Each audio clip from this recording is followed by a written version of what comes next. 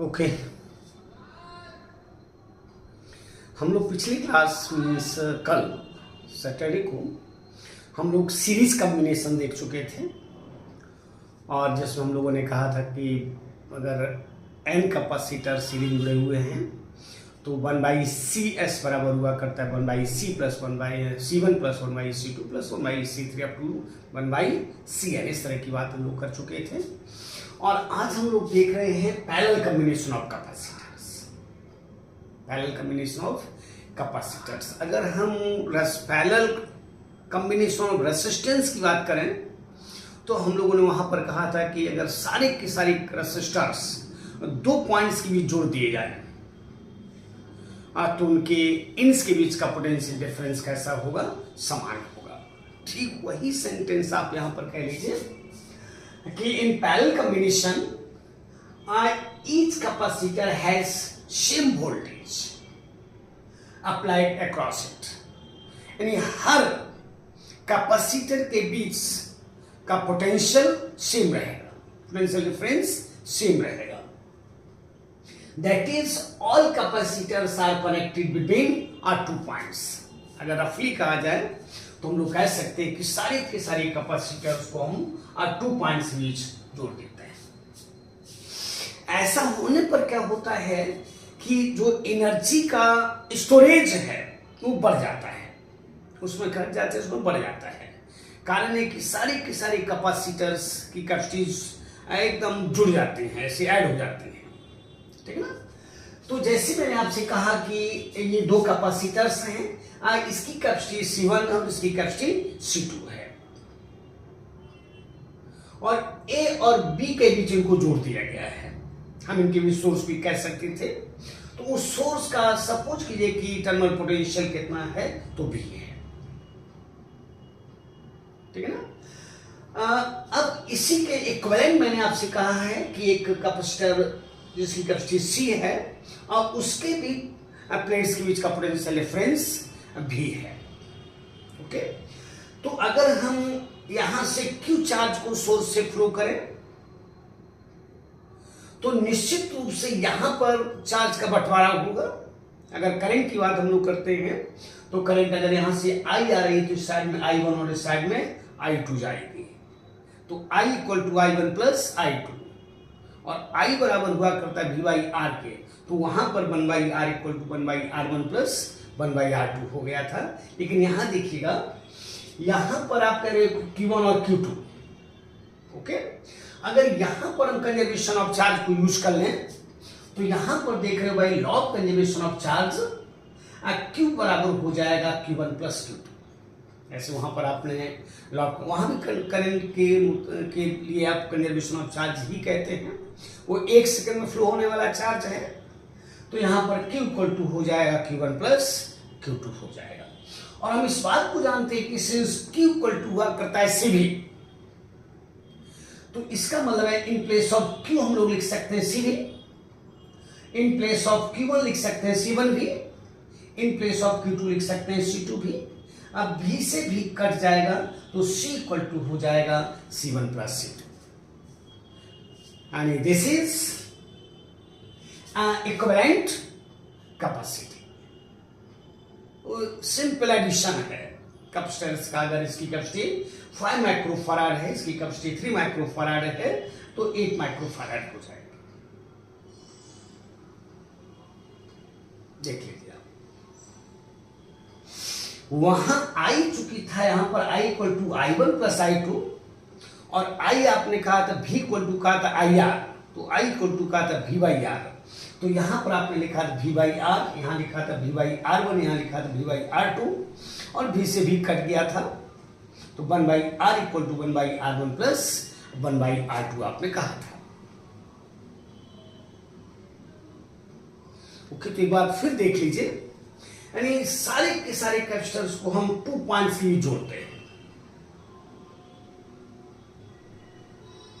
तो ऐसा होने पर हर टर्मिनल के बीच, हर कैपेसिटर के बीच के प्लेट्स के बीच वही पोटेंशियल रहता है जो सोर्स का है।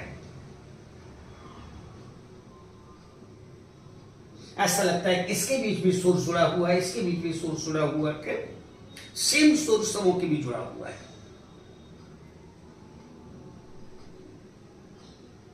तो इस केस में अगर हम यहां से Q चार्ज को सोर्स से सप्लाई करते हैं तो ये Q1 और Q2 हो जाएगा, इसमें Q1 जाएगा, इसमें Q2 जाएगा, इसमें Q1 स्टोर होगा, इसमें Q2 स्टोर होगा। और बाई लॉ ऑफ कन्जर्वेशन पर अगर हम चार्ज कहें तो Q इक्वल टू हो जाएगा Q1 plus Q2। In place of Q हम लिख सकते हैं C into V, in place of Q1 लिख सकते हैं C1 into V, in place of Q2 लिख सकते हैं C2 इंटू V। तो V से V कट जाएगा तो C इक्वल टू हो जाएगा C1 plus C2 plus C3। इसमें तो दो ही कैपेसिटर्स हैं। अब इसी तरह से कहा जाए कि n capacitors of capacitances C1, C2, C3, C4 up to Cn are connected in series, and then CS बराबर ये Cp बराबर हो जाएगा C1 plus C2 plus C3 अब कहां तक Cn। सारे के सारे कैपेसिटर्स की कैपेसिटीज जुड़ जाएंगे। ओके, मैं हटाता हूं। इसी तरह से अगर आपसे कहा जाए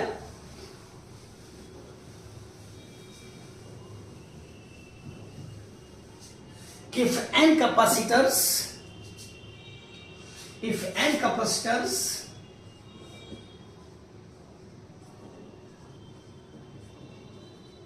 are each of a capacity C are connected in a pair, then a Cp equal to हो जाएगा C plus C up to n times. और यहां से कह सकते हो Cp इक्वल टू हो जाएगा n इंटू C। और अगर हम इनको सीरीज में जोड़ते हैं, याद करो, when connected in series, when connected in a series, then तो CS बराबर हो जाएगा CYN, इसलिए Cp by CS equal to हो जाएगा n स्क्वायर। याद करो n स्क्वायर। और यहां से कह सकते हैं Cp equal to n square CS, that is Cp ratio CS equal to हो जाएगा n स्क्वायर इज टू 1। और इन केस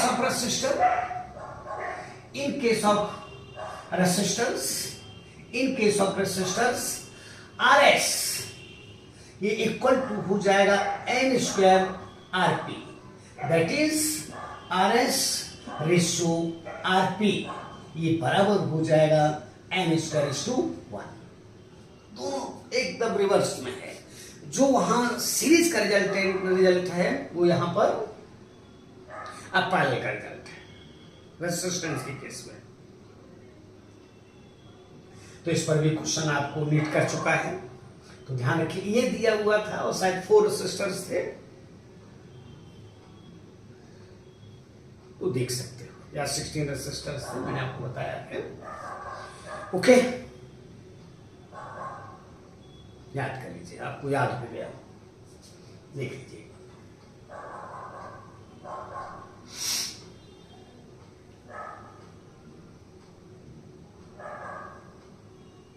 कहीं कुछ नहीं है, देख लीजिए। जैसे आपसे कह दे कोई कि हमारे पास 3 कैपेसिटर्स हैं, सपोज कीजिए कि एक कैपेसिटर C, इसकी कैपेसिटी C है, इसकी कैपेसिटी C है, इसकी कैपेसिटी C है, ये C है, ये भी C है और ये भी C है।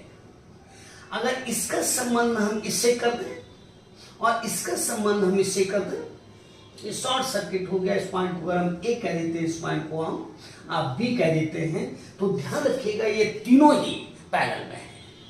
तो इसके रिजल्टेंट कैपेसिटी हो जाएगी 3C हो जाएगी, तीनों पैरेलल में है। या रेसिस्टेंस के केस में मैंने आपसे कहा था, अगर रेसिस्टेंस का केस लिया जाए, जैसे ये R है ये भी आर है और ये भी आर है, ये भी मैंने बताया है आपको।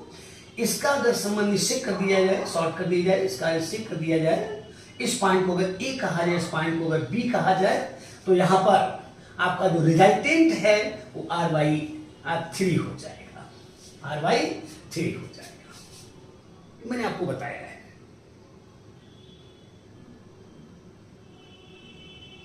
ओके, चूंकि ये तीनों पैरेलल हो जाएंगे और इस सब पैरेलल में जुड़ जाते हैं कब स्टेज।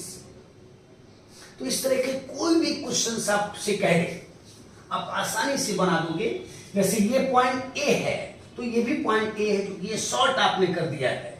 अगर ये पॉइंट बी है तो ये भी पॉइंट बी है, आपने शॉर्ट कर, तो ए बी के बीच में एक है, ए और बी के बीच में दूसरा है और ए और बी के बीच में तीसरा है।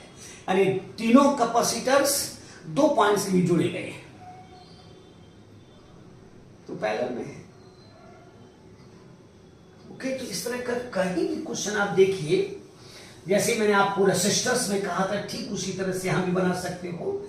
जैसे सपोज कीजिए कि एक कैपेसिटर ये है, एक कैपेसिटर ये है और एक कैपेसिटर ये है, और इस पॉइंट को मैंने ए कहा है, इस पॉइंट को मैंने बी कहा है, और इसकी कैपेसिटी 3 माइक्रोफैराड है, इसकी कैपेसिटी भी 3 माइक्रोफैराड है, इसकी कैपेसिटी भी 3 माइक्रोफैराड है, 3 माइक्रोफैराड है। तो ध्यान रखिएगा, रिजल्टेंट जो कैपेसिटी है ए और बी के बीच हो जाएगी वो 9 माइक्रोफैराड हो जाएगी। तो अगर ये पॉइंट ए है, ये सारे के सारे पॉइंट बी हैं, इस सबों का पोटेंशियल सेम है, तो अगर ये बी है, ये भी बी होगा, ये भी बी होगा, ये भी बी होगा, तो ए और बी के बीच में तीनों कैपेसिटर्स जुड़े हुए हैं।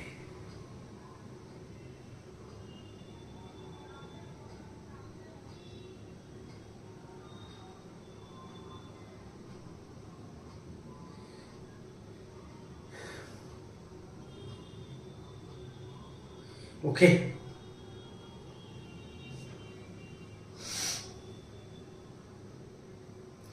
इस तरह के पॉइंट्स आप एकदम ध्यान में रखिएगा। जैसे कि मैं आपसे एक पॉइंट कह दूं कि if n capacitors are each of capacity C, if n capacitors are each of capacity C are connected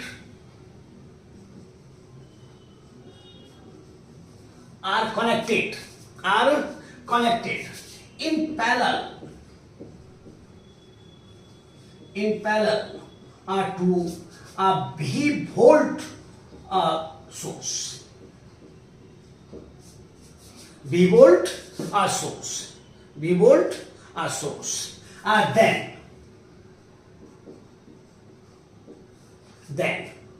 यानी n कैपेसिटर्स को आपने पैरेलल जोड़ा है V वोल्ट सोर्स से। Then the electrical energy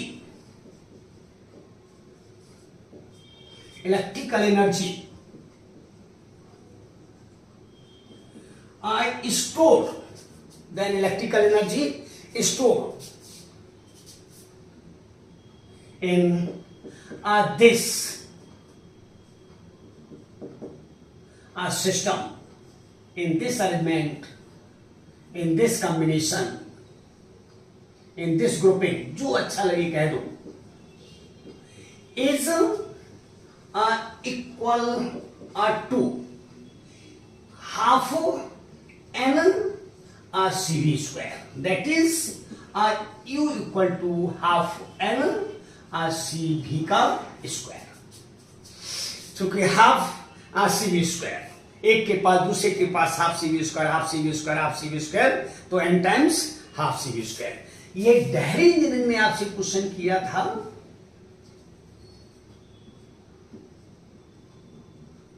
ये डेहरी इंजीनियरिंग का क्वेश्चन है 2002 में, और ठीक यही AITPL का क्वेश्चन है 2002 में।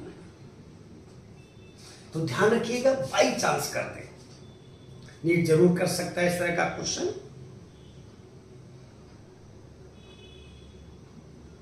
ओके, चूंकि हर कैपेसिटर के का सोर्स जो है वो V वोल्ट का है, तो एक में हाफ CV स्क्वायर, दूसरे में भी हाफ CV स्क्वायर, तीसरे में भी हाफ CV स्क्वायर, या रिजल्टेंट जो कैपेसिटी है वो NC है, और उसको आपने सेम सोर्स से जोड़ा है सबको, तो उसमें हाफ CV स्क्वायर हो जाएगा। रिजल्टेंट की जगह NC लिख दोगे तो हाफ हो NC स्क्वायर हो जाएगी ना जी। तो आसानी से इनको कह सकते हो, ये भी एक अच्छा पॉइंट है, ध्यान रखिएगा। हो सकता है नीट कर दे, 25 में ही कर दे। एक और पॉइंट देखिएगा, जैसे वहां पर N प्लेट्स को आपने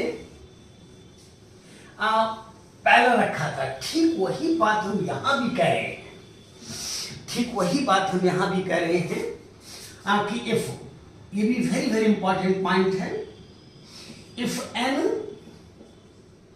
identical plates are each of a surface area A,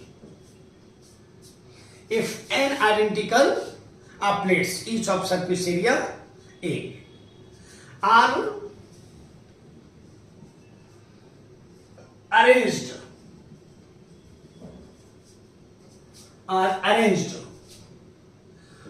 parallel to each other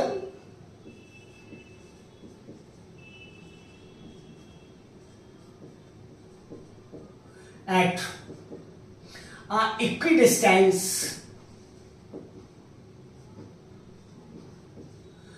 D। फिर एक बार कह देंगे, यहां पर n आइडेंटिकल प्लेट्स हैं, n आइडेंटिकल प्लेट्स हैं, जिनमें प्रत्येक की सरफेस एरिया A है, और उनको आपने पैरेलल अरेंज किया है, parallel to each other at equidistance D, and alternate plates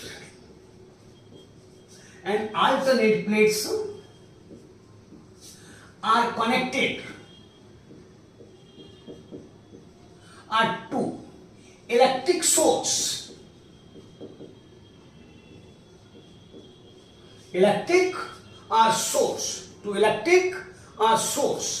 and earth, electric source and earth,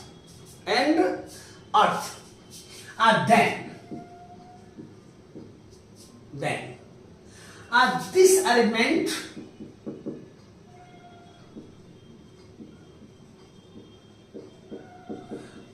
will be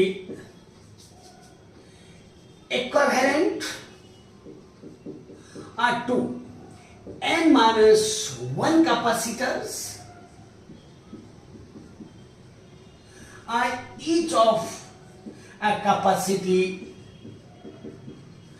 C, जो कि बराबर कह सकते हो epsilon not into A/D, connected in parallel,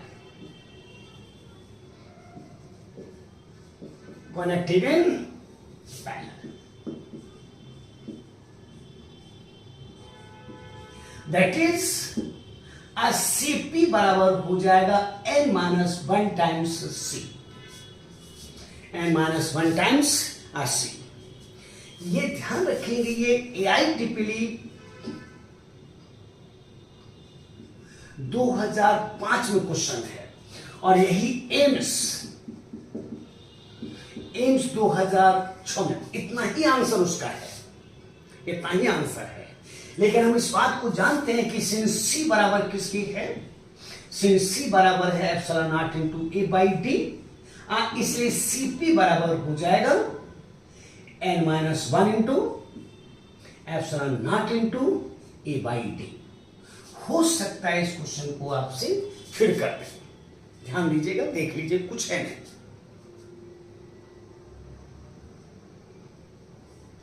इसमें इस शब्द पर निगाह रखिएगा, अल्टरनेट,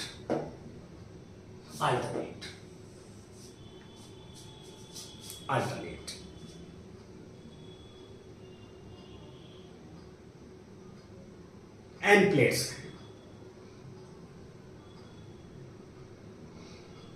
और वहां आपने वो भी यहाँ यही था, लेकिन वो सारे के सारे कैपेसिटर्स सीरीज में थे। तो वहां जो रिजल्टेंट आया था वो C/n-1 था, और C का मान वहां भी यही था, ε0 A/t था। फिर एक बात कह दीजिए कि इसमें n प्लेट्स हैं, आइडेंटिकल हैं, प्रतिक्रिया A है, और इनको एक दूसरे के पैरेलल रखा गया है इक्विडिस्टेंस पर, जिसको आपने टी कहा है। इसका अल्टरनेट प्लेट्स का संबंध आपने सोर्स से किया और अर्थ से किया। तो इस केस में जो अरेंजमेंट है वो n-1 कैपेसिटर्स के बराबर होगा, जो पैरेलल में जुड़े होंगे, और प्रत्येक की कैपेसिटी आप देख रहे हो ये है। तो जो रिजल्टिंग कैपेसिटी है वो हो जाएगी Cp = n-1 × C। ये क्वेश्चन आया एम्स 2006 में है। हो सकता है इसी को 25 में कर दे, हो सकता है इस तरह से कर दे, हो सकता है 3 ही प्लेट्स ले ले। ओके, आप देख लीजिए एक बार।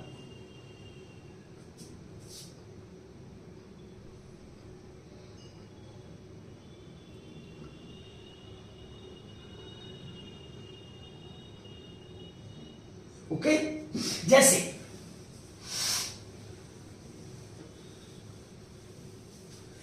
मैंने आपसे कहा कि एक प्लेट ये है, एक प्लेट ये है, एक प्लेट ये है, 3 प्लेट्स हैं, और अल्टरनेट का मतलब इस एक प्लेट ही और एक प्लेट ही अल्टरनेट हो गया। इसका संबंध मैंने कर दिया सोर्स से, और इसका संबंध मैंने कर दिया अर्थ से। 3 प्लेट्स हैं, 2 ही कैपेसिटर बने हैं, क्योंकि ये जो चार्ज है वो इस पर आएगा, इस पर निगेटिव आ जाएगा, इस पर भी निगेटिव आ जाएगा, इस पर पॉजिटिव चार्ज आ जाएगा। तो इसकी कैपेसिटी C, इसकी कैपेसिटी C, तो Cp बराबर हो जाएगा 2C, 2:2, और अन्य सब तो वही ε0 × A/t। अगर ये 4 प्लेट्स हैं,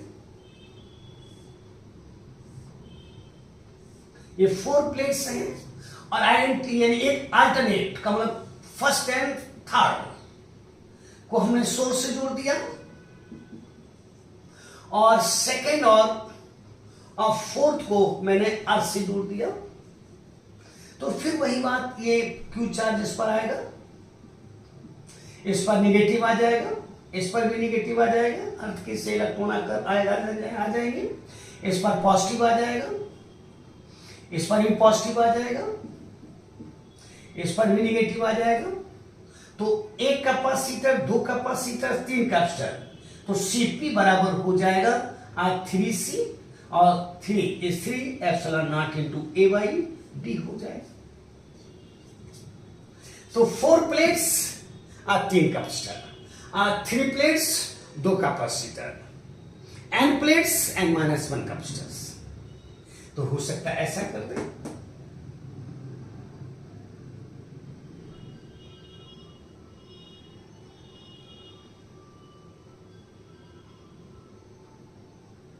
लेकिन ध्यान ही रखना है कि अल्टरनेट रहना चाहिए, फर्स्ट और थर्ड होने चाहिए का संबंध सोर्स से, और सेकंड और फोर्थ का संबंध अर्थ से।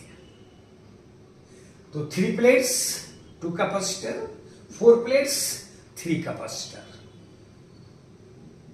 लेकिन अगर यही 4 प्लेट्स हो जाएं और इस तरह से जोड़ दिया जाए, ध्यान दीजिएगा, अल्टरनेट नहीं हो, 1 प्लेट, 2 प्लेट, 3 प्लेट और 4 प्लेट इक्वल डिस्टेंस पर हैं, वो तो आप कह ही चुके हो, और इन दोनों का संबंध अगर हम सोर्स से कर दें, ध्यान दीजिएगा, और इन दोनों का संबंध हम अर्थ से कर दें, ऐसे।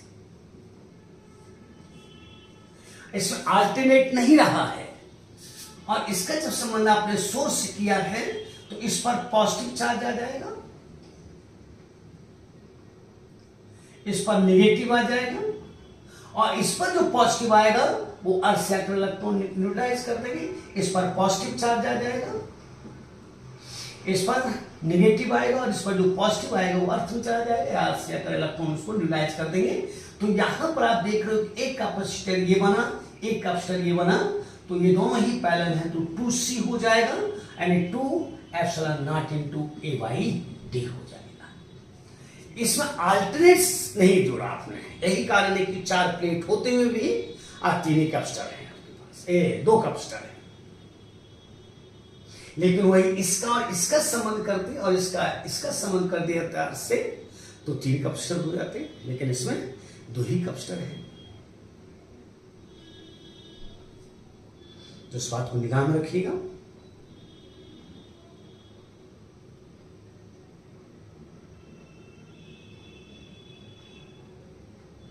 किसी भी तरीके का क्वेश्चन हो आसानी से बना सकते हो, कुछ नहीं है, कुछ है ही नहीं।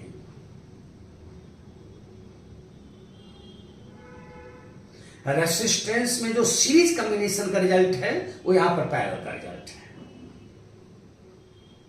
और जो वहां पैरेलल का है वो यहां सीरीज का है। तो ये कई सेंटेंस आपके लिए बड़े अच्छे हो गए, इनको निगाह में रखिएगा।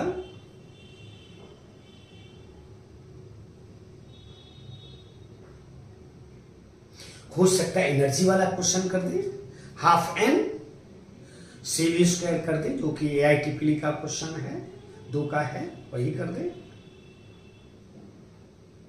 ठीक है ना। इसमें एनर्जी बढ़ जाती है, या ये वाला जो n प्लेट्स वाला कर दे, n-1 इंटू C कर दे, ये भी एम्स 6 का है या AITPL 5 का है, अच्छा क्वेश्चन है। नीट में 2017 में किया है, देखिएगा क्वेश्चन है आपका,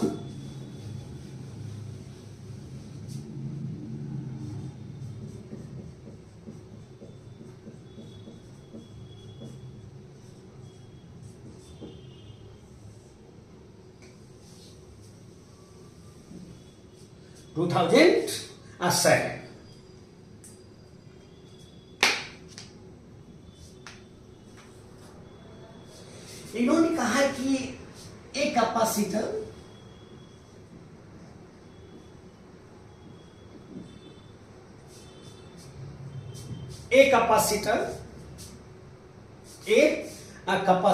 is charge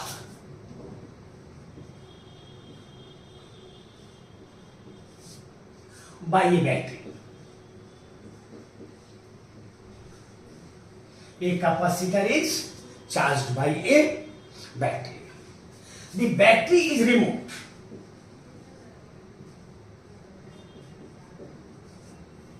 Battery is removed. अब बैटरी को इन्होंने हटा लिया है, battery is remove, and another capacitor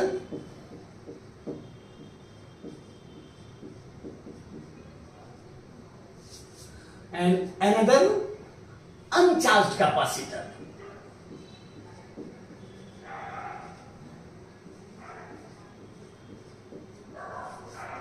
Capacitor of same capacity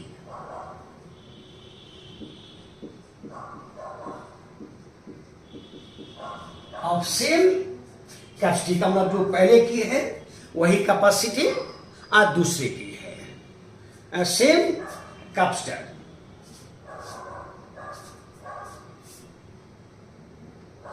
is connected in parallel, connected in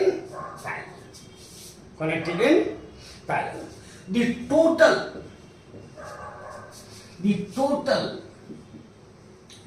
electrical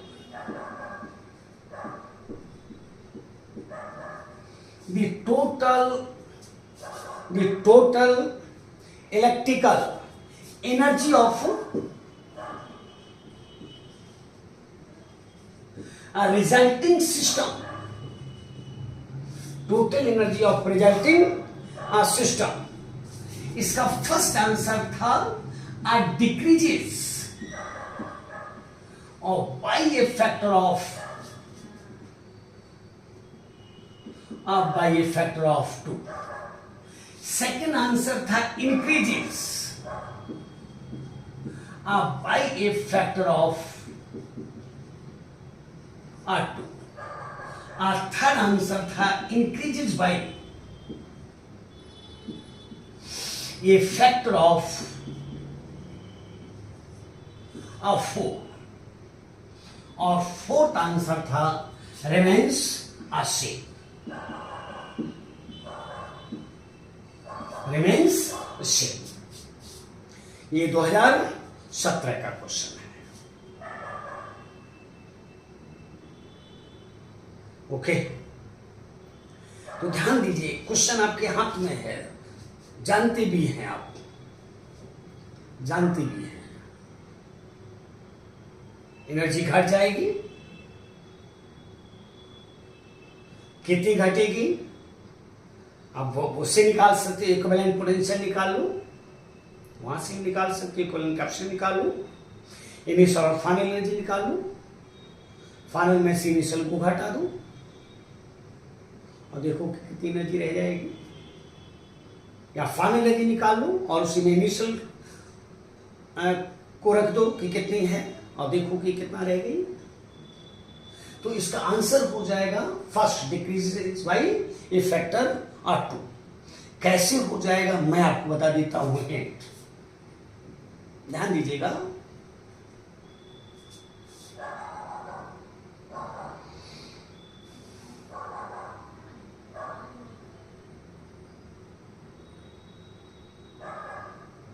okay, ध्यान दीजिएगा।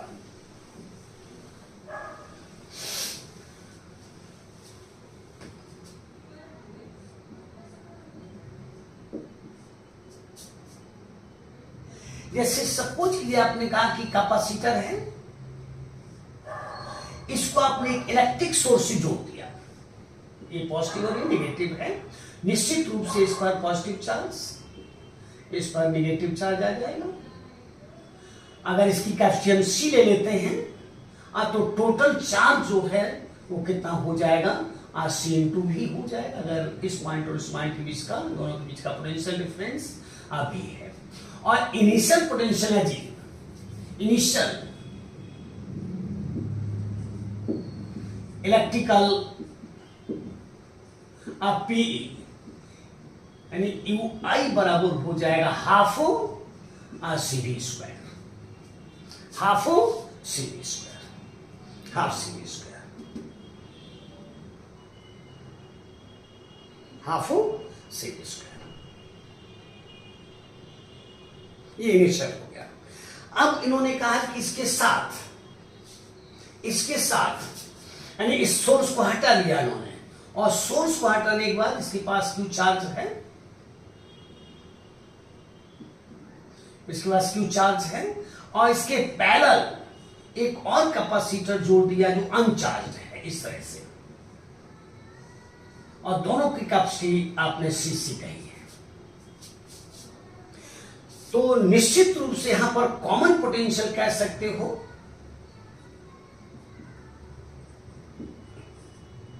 V इक्वल टू कह सकते हो कॉमन पोटेंशियल Q1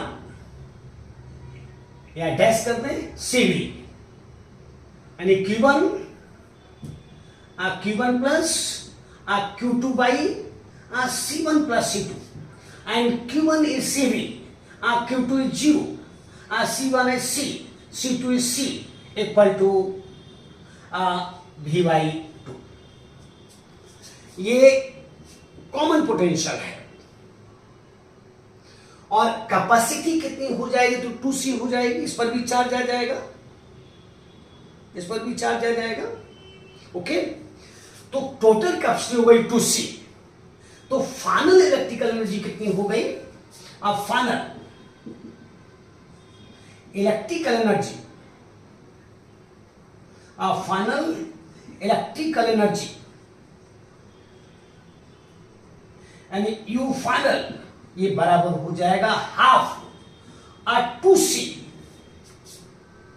दो कैपेसिटर हैं, और V स्क्वायर का मतलब V डैश स्क्वायर, और half is half 2c v dash square means v square by 4। इससे ये कट जाएगा, ये बराबर हो जाएगा, ध्यान दीजिएगा, बराबर हो जाएगा, इससे कट जाएगा।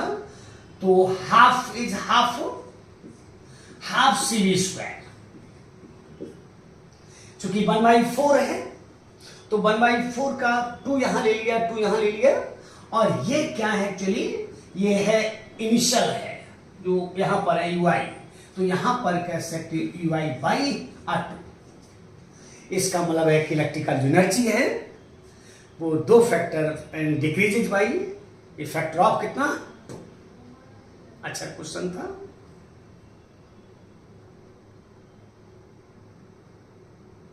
Okay,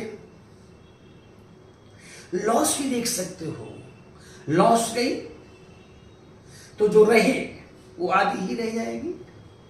loss of electrical energy आपने कहा था हाफ C1 C2 बटे C1 plus C2 into V1 minus V2 का होल स्क्वायर, ये भी आपने कहा था,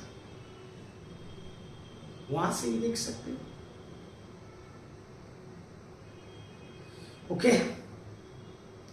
तो इतना रखते हैं, फिर कल बातचीत करते हैं हम लोग मिक्स्ड कॉम्बिनेशन की। ओके।